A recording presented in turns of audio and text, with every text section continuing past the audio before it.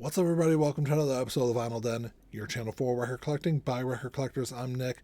Today I'm talking about why I think the 1990s were the best decade for punk music and what I think are the top 10 punk albums of the 90s.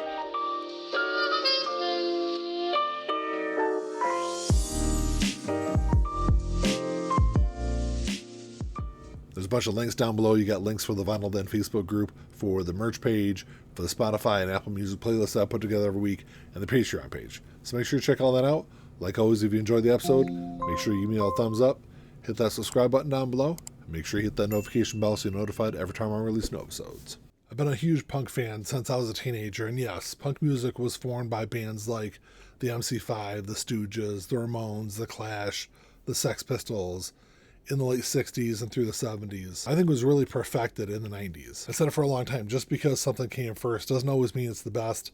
I'm never going to take a Model T over like a 1968 Shelby Cobra. And yes, there were some great bands and great albums in the 70s and 80s, but I think it was those bands in the 90s that really put it all together. And I think what made punk music in the 90s so special was the way it integrated so many other different genres into punk music. Whether it was reggae, ska, pop, or something completely different, it was all blended together and it gave the music a completely different dimension. I think a lot of that 90s punk music struck a great balance between rawness and melody. 70s punk music was about rebellion. 80s punk music was about aggression. But by the 90s, I think bands had really kind of found the sweet spot between all of it and took what made music in those other decades great and blended it into something perfect. Musically, it was the most diverse decade for punk music. And yes, you're not going to have any of the albums I'm going to talk about today without albums like Rocket to Russia, or Nevermind the Bollocks, or London Calling. But in a lot of ways, I think those albums in the 70s and the 80s walked so bands in the 90s could run.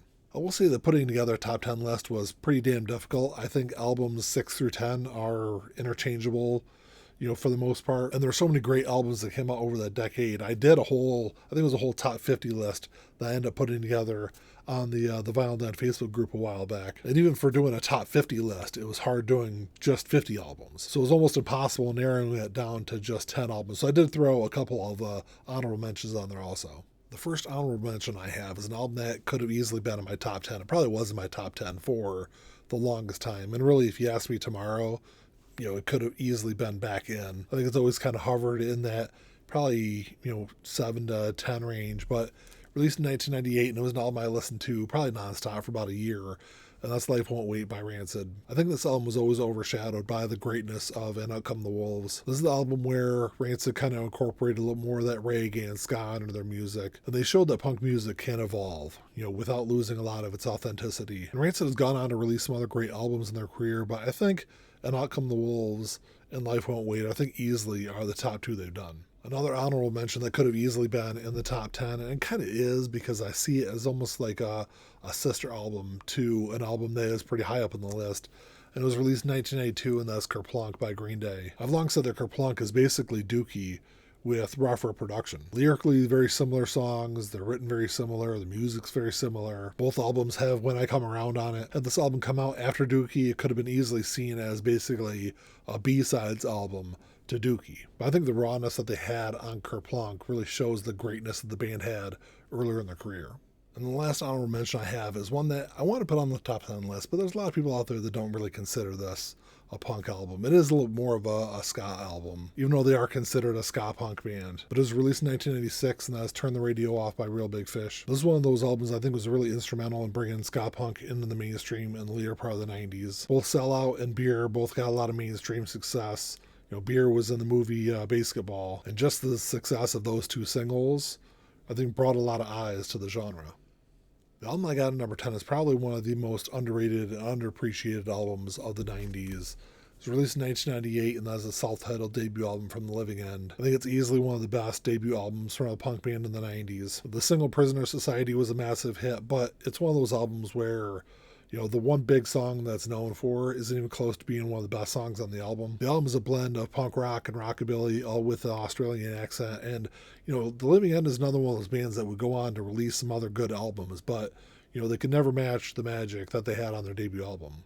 The album I've got at number 9, I think perfectly shows the evolution of punk music through the decade. It was released in 1998.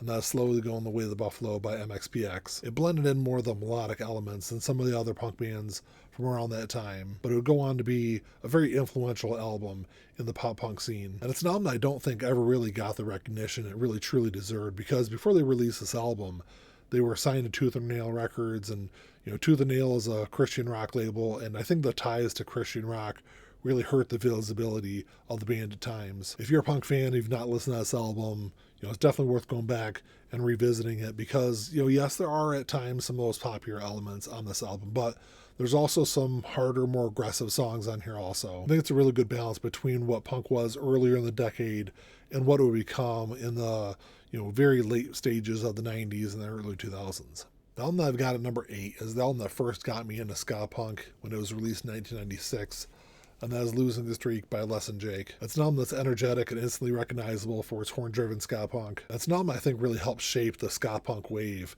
that happened in the middle part of the 90s. I think the success of albums like Losing Streak was almost like a direct result of the darkness that happened in music in the early part of the 90s. So by the time you got to an album like this, the energy and the fun that you had on an album like Losing Streak was almost like a breath of fresh air. And it's an album that still, 25 plus years later, is still a highly influential album.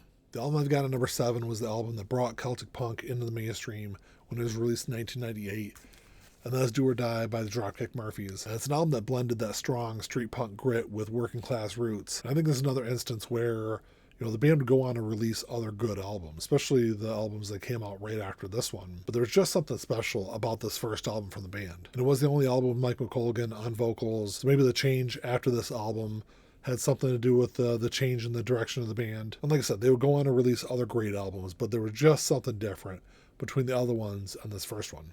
The album I got at number 6, it's the highest selling independent album of all time, released in 1994, and that's Smashed by the Offspring. It was punk meets alternative. It was aggressive but still accessible. It found this great balance between raw energy and attitude and radio-friendly hooks. And it's one of those albums that, it introduced literally millions of people to punk music in the middle part of the 90s. That's one of those albums that still, 30 plus years later, I still consider it one of the most influential albums of the decade. The album I got at number 5, I think, I don't think any other album on this list had the kind of mainstream success that this one had. And when it was released, I knew so many people that never even listened to anything close to punk music that had this on CD or on cassette. But to this day, it's still one of my favorite albums, released in 1999, and that's Enema of the State by Blink-182. It's an album that, a lot like Dookie 5 years earlier, introduced so many people that would have never experienced punk music to punk music. And it's an album that laid the blueprint for what a lot of other punk bands would do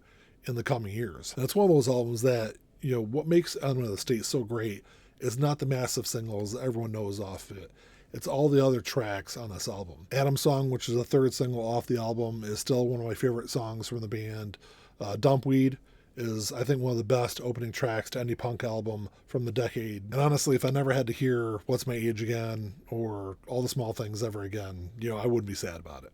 The album I got at number 4 is one that, it didn't have huge mainstream success, but I think had it been on a bigger label, it might have had the success that other albums like Dookie or Enema of the State might have had. Even though the humor on this album is a completely different kind of humor than Green Day or Blink-182 have, but it was released in 1994, and that's Punk and Drublic by NoFX. It's an album that still, 30 plus years later, is still a highly influential album in punk music. And obviously Fat Mike himself is also a very highly influential person. And it's everything you want from a punk album. It's fast, it's melodic, it's fun, it's political, it's humorous. It really, I think, cemented NoFX as one of the best bands of its generation in that era. And even though they would have more mainstream success with other albums, pretty much every other album for the next 10 to 15 years after they release this one, this is still, to this day, the best album the band ever released. The album I've got at number 3, a lot of people would have this, I'm sure, higher on their list. It is the greatest selling punk album of all time, released in 1994, and that is Dookie by Green Day. When Green Day released Dookie, it was a cultural shift musically. And when it was released in 1994, it introduced an entirely new generation to punk music, including myself. And yes, it might not be the best punk album of all time, but I would make the argument that it's probably one of the most important punk albums of all time. Because there's a lot of people in my generation that found punk music through this album that would go on to find other bands like Rancid, like Operation Ivy, and then go back and find bands like the Ramones, the Sex Pistols, the Clash, and find all this other music because of this album. And on top of that, it's an incredible album. It's a 10 out of 10 album. There's not a bad track on here. It has the great songwriting and lyricism of Kerplunk with big budget, big label production work on it. There's a reason why it sold, 20 plus million copies worldwide. So the album I've got at number 2 might be one that, maybe some people might not be all that familiar with out there, but it's one that I've long considered probably the second greatest punk album ever recorded. It's an album that almost 30 years after it was released, it still doesn't get the recognition it really truly deserves. Released in 1996, that is Destruction by Definition by the Suicide Machines. It's an album that has more of those hardcore elements than some of the other punk albums that came out around this time. I think what the band did so perfectly on this album was they captured that DIY energy that a lot of those other bands in the 70s had, and they brought that to an album in the 90s, while still incorporating some of those other genres into the music. Songs like New Girl, Break the Glass, Islands were all instant classics. Maybe I'm a little biased. This is a band from Detroit. I grew up in southeastern Michigan here, and I had a friend that had this on cassette right after this album came out. We were driving down the road one day, he was playing it in his truck, and I was instantly drawn to this album, and, it's been one of my favorites ever since then. So the album I've got at number 1, if you've been watching the channel here for a while, or if you're in the Vinyl Den Facebook group, it really should come as no surprise. Released 30 years ago, came out back in 1995, and that is An Outcome the Wolves by Rancid. In my opinion, is not only the definitive punk album of the 90s, it is the greatest punk album ever recorded. Along with other great punk albums like Dookie, like Smash, it helped spark the punk revival in the middle part of the decade. I remember when the video for Ruby Soho debuted on MTV, I think it was the first time I remember seeing anyone with mohawks on MTV. And once again, it's that perfect blend of street punk and ska. I think it's a great example of what I was talking about earlier, where it's a band that took all these different elements from bands from the 70s and 80s and blended it all together and just made a perfect album out of it. What's I got for you today, guys? Thanks for checking the show out. Make sure you drop me a comment down below. Let me know what you guys think of my top 10 list, or what do you guys think are the top 10 punk albums of the 90s. When it comes to 70s versus 80s versus 90s punk, what do you guys think is the best decade for punk music? I think it's pretty clear that the 90s are the winner, because like I said, it takes all the best elements from the decades before and blended it with so many other different genres to make this new product. But let me know what you guys think. Like always, if you enjoyed the episode, make sure you give me a thumbs up, hit that subscribe button down below. That's all I got. Until next time, keep on spinning. Peace.